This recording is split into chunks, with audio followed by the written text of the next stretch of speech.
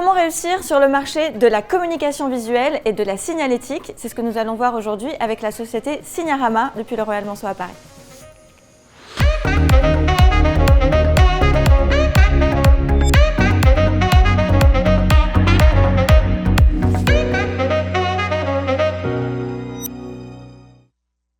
Philippe Duvignac, bonjour. Bonjour Alexia.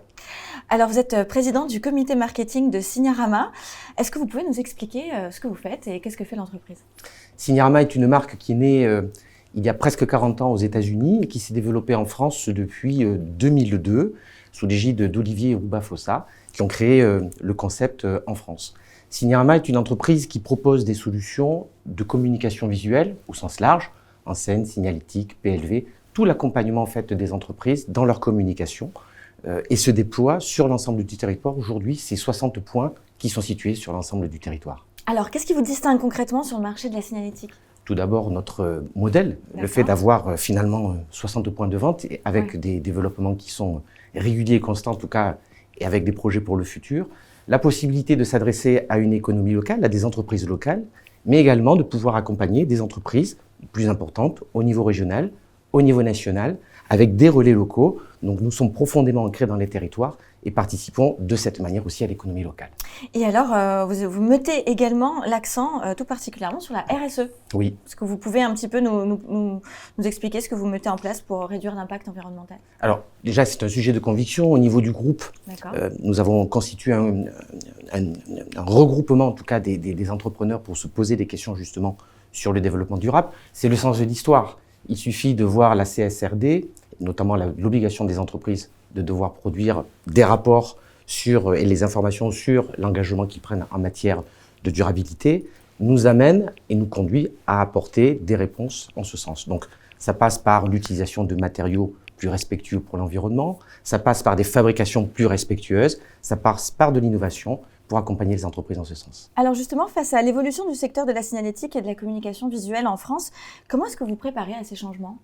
Le marché de la signalétique est en constante évolution, que ce soit sous l'influence de facteurs technologiques, réglementaires ou environnementaux. À titre d'exemple technologique, l'influence de l'affichage numérique qui est en train de se développer grandement nous amène à aussi travailler ces sujets pour pouvoir accompagner nos clients. La fabrication également en technologie, encre responsable, l'impression 3D sont des nouvelles technologies en fait, qui sont développées dans la signalétique. Sous l'angle réglementaire, on parle de l'accessibilité, on parle bien sûr de règlements locaux de publicité, de respecter le patrimoine. Ça nous amène à repenser aussi la manière dont on conçoit la signalétique et de la manière dont on accompagne les entreprises.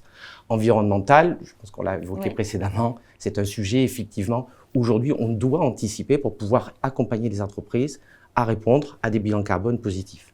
Un point important, c'est le point qui concerne l'environnement web, l'IA, qui transforme profondément l'ensemble des économies. Nous n'y échappons pas en signalétique. Ça nous amène en tout cas aussi à nous positionner d'une manière différente dans l'accompagnement que l'on peut avoir avec nos clients. Bon, alors, est-ce que vous pouvez nous partager un projet ou une innovation qui vous ont marqué justement? Oui, tout à fait. Nous avons travaillé sur des projets de PLV. Un magasin a travaillé sur un projet de PLV totalement responsable en utilisant un matériau, le Kerlin, qui est un matériau biosourcé, fait à base de fibres de lin pour développer des éléments de signalétique. Ce matériau est 100% recyclable, biocompostable. D'accord, ah oui. Et alors, qu'est-ce que je peux vous souhaiter du coup pour 2025?